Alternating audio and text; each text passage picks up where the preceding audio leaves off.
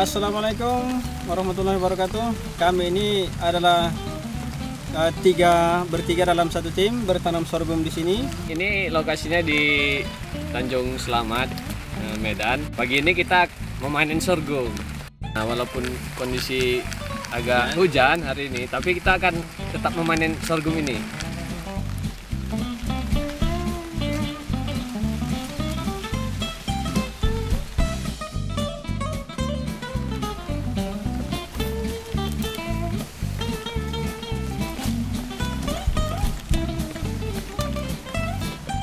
Beberapa kelebihan tanaman sorghum ini, yang pertama dia sangat mudah ditanam dan dia tidak memerlukan perawatan khusus. Kemudian yang kedua, kita bisa memanen buahnya atau bijinya, kemudian batangnya.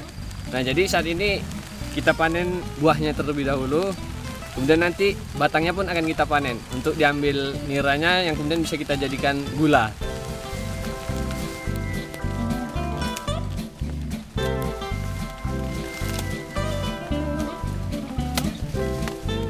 Satu percontohan bagi masyarakat agar masyarakat kita membudidaya dan menjadikan sorghum sebagai makanan pokok dan makanan olahan. Itu harapannya.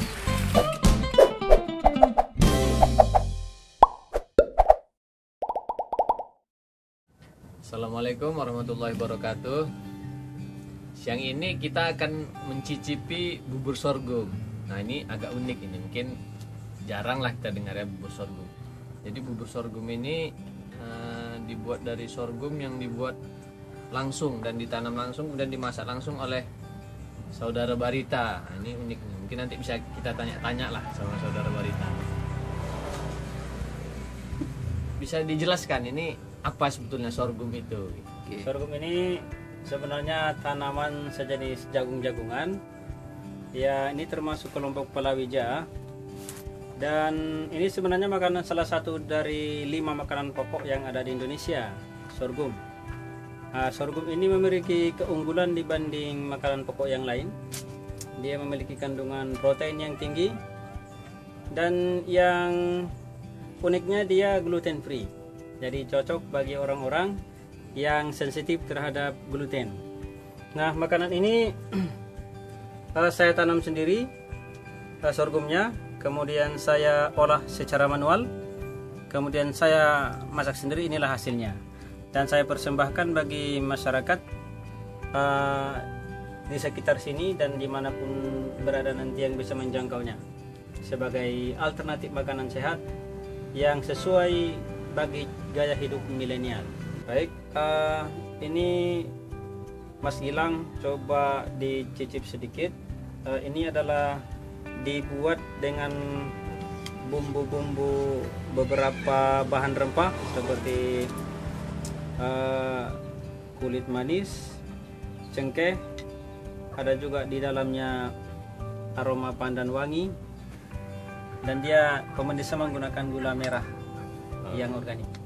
Oke, sekarang kita coba dulu ya. Kalau kita perhatikan ini dia bulirnya ini bulat-bulat, dia kecil. Jadi kalau misalnya beras itu kan lonjong ya. Nah, ini bulat. Ini kebetulan jenis sorghum samurai 2. Memang karakternya berwarna merah kalau setelah dimasak. Nampaknya mantap ini. Coba ya.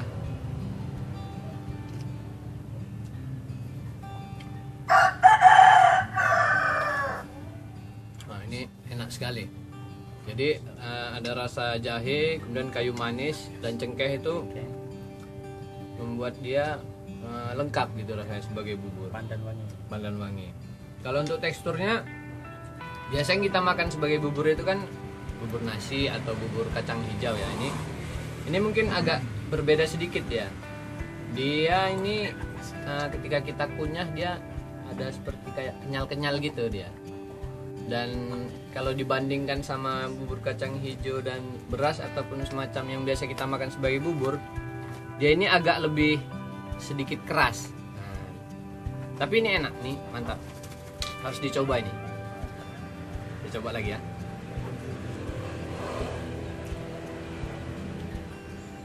Selain diolah sebagai bubur, sorghum ini kira-kira bisa dijadikan makanan apa lagi nih? Ya, banyak makanan olahan yang bisa dibuat dari bahan dasar sorghum ini.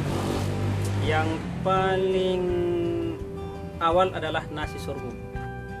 Nasi sorghum itu kita tanak langsung seperti menanak nasi di rice cooker menjadi nasi sorghum, dan dimakan seperti layaknya yang makan nasi, ada lauk dan sayurnya. Nah, kemudian olahan lain misalnya sorghum ketan. Dan yang lain misalnya kalau dia sudah ditepungkan, dia bisa menjadi bahan dasar untuk membuat roti dan kue-kue. Seandainya pemirsa atau kita semua ingin merasakan sorghum ini, di mana bisa dibeli atau didapatkan produk ini? Ya, kalau di daerah sekitar sini, ini kan Kota Medan dan sekitar, yang memproduksi ini untuk bahan makanan pokok itu masih sangat sedikit. Dan kalau masih bisa dibilang masih saya sendiri bersama beberapa kawan saya.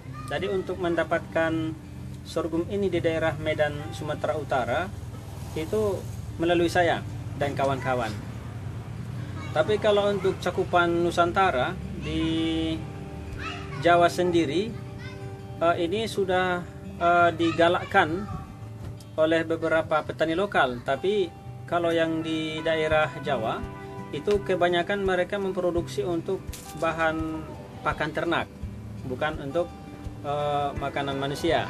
Kebanyakan, ada juga yang makanan untuk konsumsi manusia, tapi lebih banyak itu bahan makanan ternak. Nah, perbedaannya itu di cara budidayanya. Kalau sorghum yang untuk bahan konsumsi manusia, kita itu cara budidayanya itu non kimiawi atau organik, sehingga aman dikonsumsi tanpa mengandung bahan-bahan kimiawi yang berbahaya seperti residu pestisida, residu pupuk dan sebagainya. Sedangkan sorghum yang dibudidaya untuk pakan ternak itu dibudidaya menggunakan pemupukan kimiawi dan menggunakan pengelolaan hama menggunakan pestisida dan herbisida.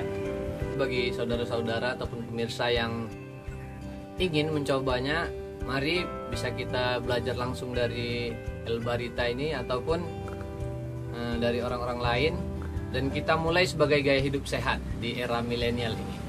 Terima kasih.